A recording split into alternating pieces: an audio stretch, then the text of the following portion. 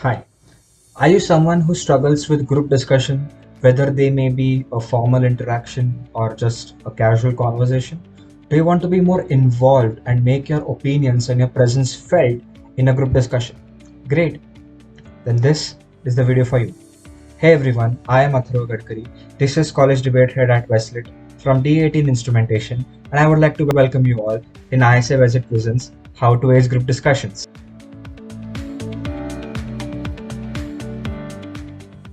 Being a participant and an organizer of various public speaking events for the past few years, I have been able to grasp some tips and tricks which would help perform better in public speaking events. Today, we are especially going to talk about group discussions. So, let's just start with the basics. So, what is a group discussion and how does it differ from other forms of public speaking? Simply put, group discussion is where a group of people come together to brainstorm ideas in order to find possible solutions or conclusions to a relevant or a controversial topic. Unlike debates or any other form or elocutions or any other forms of public speaking, group discussions tend to provide a much larger perspective and a wider scope to the subject as a whole. So, without wasting any more time, let's just talk specifics. The first point, which is extremely important to improve your performance in group discussions, is research. So, essentially, there are two types of group discussions. The first type is the one where the topic is given way in advance and you have time for preparations. Here, research plays an extremely important role. Your research should include statistics, facts and figures, also surveys or studies, and especially your own arguments and your opinions. So, what happens is the facts, the statistics, the figures, and all the relevant content is important. But how you create your arguments and how you form your opinions based on those facts and figures is what is tested in a group discussion. So keep that in mind. The second type of group discussion is where the topic is given spontaneously. So if you have some prior knowledge about the topic, you're good to proceed. But a general rule of thumb, if you do not know or have no clue about the topic, is not to talk first or not be one of the first few speakers in a group discussion. This gives you time to listen others' arguments and analyze those and form your own opinions. So, in this second category of group discussions, important is to listen and form questions and inquire about the arguments presented by your fellow members. So, this is the first point. Also, listening is key in every form of group discussion or any form of public speaking. You should be able to listen and analyze the arguments and the opinions presented to you by your fellow members. So keep that in mind. Research, speak confidently, and listen carefully. Okay, so moving on to the second point, which is maintaining the decorum in a conversation. So this is crucial because this helps facilitate a much healthier discussion.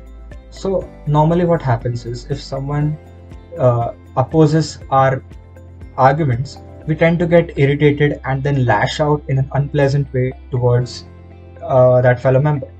So this is what that needs to be avoided. You have to be confident and patient while voicing your opinions as well as listening to others while respecting them as well. So I have a few phrases which could help us in every situation that comes in a group discussion. So for example, if you want to counter someone's arguments, you could politely say, sir or ma'am, I beg to differ. Sorry, but I do not support your point of view. Or I have some different thoughts on this. And then you can continue with your arguments. If you want to interrupt someone while they are speaking, now this can be a bit tricky, but I'll suggest that interrupting someone while talking should be done only when you have a very valid and a major point that you need to set in the discussion at that point. So you could politely say, sorry for interrupting, or forgive me, but I have to add this in the discussion, or similar phrases which do not undermine the speaker. Say for example, if you want to agree with someone, so you could say, I second this, or I support your claim, or this is true, and to add on to this, and then you can add your further arguments. So related to this, I have to mention that body language is also a crucial part of judging a group discussion, as it tends to add more meaning and context to your own arguments.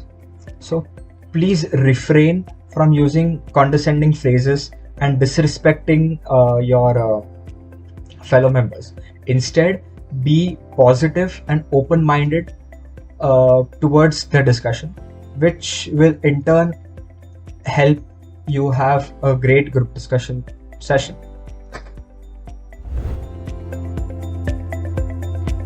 Moving on to the third and final point, which is taking initiative in a group discussion.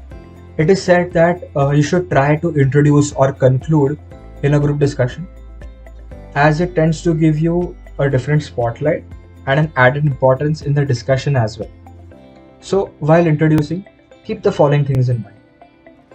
Your introduction should include a short, neutral, and a basic background of the topic itself. It should give a list of the points which you would be building on in the discussion ahead, and it should set up the group for a free and fair discussion. So in a conclusion, keep in mind that the conclusion does not mean a conclusion of your own points. Try to summarize others' opinions, others' points, and others' arguments as well in your conclusion, as it provides a perfect closure and a possible solution to the topic that was discussed. Okay, a couple of additional points. So, in a group discussion, topic deviation is bound to occur if some people try to include some irrelevant points in the discussion. Take initiative in trying to bring the group back on track to discuss the topic at hand. Also, notice if someone in the group is not able to speak up or voice their opinions. Try to share your control and give them the spotlight to participate in the discussion. These 2 points help portray you as someone who could lead a group.